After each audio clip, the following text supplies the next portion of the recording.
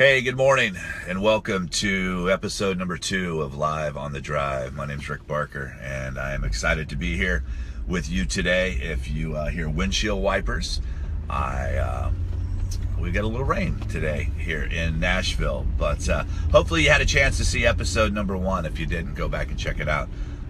It was good, got a lot of great comments, and I want to thank you for that. You'll also find out who I am. I don't want to waste your time with telling you who I am all the time, but I'm excited to be here, and today I wanted to talk about excuses.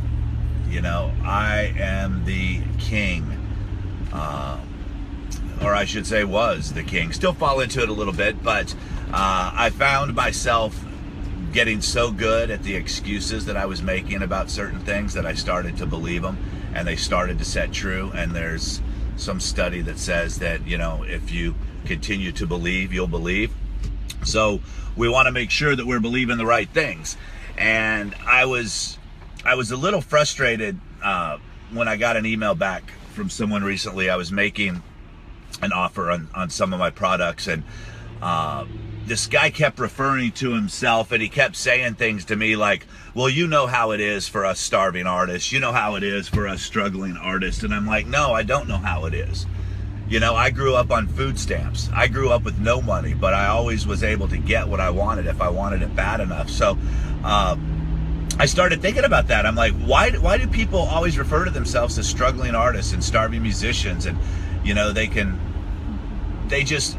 it's like they believe that that's what they are. And I don't believe that. I believe that you are what you do. You know, so if you don't do anything, you're right. You're a starving artist. You're a struggling musician. But if you're getting out there every day, waking up, saying, what can I do to get my music in front of as many people as possible in order to build that relationship? Because guess what? Once you have a relationship with people, that's when the financial transaction starts to come about. The biggest mistake that I think people make sometimes in business in general is they show up with a product and expect everybody to all of a sudden just start buying it because I believe in it and I put all this research and development into this product. It doesn't matter. What's our relationship? Like, that's what really matters. So if you're an artist, if you're a business, if you deal in something where you need people to have a transaction with you in order for you to be successful, every single day you have the ability to go out and share your message with them, to get to know them, to get in their conversations. So if you're a starving artist or a struggling musician and all you're doing is gigging and working your waiter job or whatever job it is that you're doing, which makes you struggle or be starving, one is you need to sit down and reevaluate why it is you're doing this. If you're doing this to get your message heard, which is the right reasons, in my opinion, you create something that you think can change people's lives. My mentor, Brenda Burchard, said to me, it's my responsibility to go get it to them. It's not their responsibility to find me. So use the tools that are available to share your music. And guess what? You might not be starving so much. Anyone can go out. Gary Vaynerchuk has been doing these great videos where he goes out yard selling, and what he does is he'll go out, and this guy's a multi-millionaire, but he still loves to do it because he loves the hustle and he loves the challenges. He'll go out, and what he said one time was, he says, go buy anything with a cord on it. Go to a yard sale, buy everything with a cord on it for $2, $3, $5, or whatever. He said, then go back, clean it up, take a picture, post it up on eBay or Craigslist, and sell it for $10 to $15. He goes out and does this hustle all the time. You could go out and find things that people want. You could go out, and if you're really truly wanting to do this, or you can sit around and wait for someone to come along that you think's going to do it all for you. But those people that sit around and wait for someone else to do it end up right back where they started. You need to focus on the things that you can change about yourself, and most of that's your mindset. You know, you'll hear people sometimes say, well, I spend a lot of time trying to focus on my weaknesses to get better. I disagree with that. I know that if I've got a weakness, and how long does it take to get good at something? It takes a long time. So if I'm going to spend all that time trying to get good at something, when I could spend more time focusing what I'm great at, then I can go hire someone to take care of what I'm not good at. If I have a weakness, I go find an expert.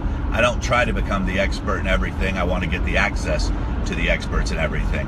I know the value of my time. So for those of you on here that consider yourself to be the struggling musician, stop putting that thought in your head. I blamed, bad metabolism. I blamed being a former drug addict. I blamed stopping smoking for my weight. But in reality, it wasn't any of those things that, kept me eating bad, that kept me not exercising. It was me. So if you find yourself to be a struggling artist or a starving musician or whatever the heck you want to call yourself, sit down, reevaluate your mind, find out the areas that you need to get better at.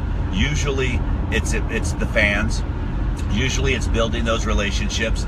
Unfortunately, not enough venues for all the artists that want to perform, so you need to start learning how to create your own venues and get in front of an audience. Just off this, what I'm doing right now, yesterday, it's been seen, I think, 1,200 times. So when's the last time you performed for 1,200 people? You have the ability with Facebook. You seriously do. Matter of fact, this afternoon I'll be doing a live on Facebook because I got to bitch out some folks who are absolutely giving artists in Nashville the wrong advice, and I'm going to have to call them out and show them why it is what they're telling these folks is actually hurting the artist, not helping the artist. But this isn't the place for that. But that will happen this afternoon. So if you're around and you want to, get notified, just hit the notifications. If you'd like to be notified about these, let me know as well. But I challenge you, starving artists and struggling musicians, find the one thing that you're having problems with and focus on that for the next couple weeks, just seeing what you can do to get good, get better. And if you can't do it yourself and you don't want to do it, go to my website, rickbarker.com, grab a free copy of my book. It'll answer a lot of the questions that you're going to try to waste time figuring out yourself. Go to social media, go there and grab my Social Media for Music free video series. That's also going to help you with some things that you don't have the time to figure out right now. It's like yesterday there were new changes in Facebook. Every day things are changing. I'll stay up to date for you on those changes, so go check that out as well. So I appreciate you. If you feel that this video can help someone, please share it. I do appreciate that as well. And like I said, I'm always enjoy ranting. Thanks for giving me the platform to do that, Facebook. And I will see you guys on the next episode of Live on the Drive. Ciao.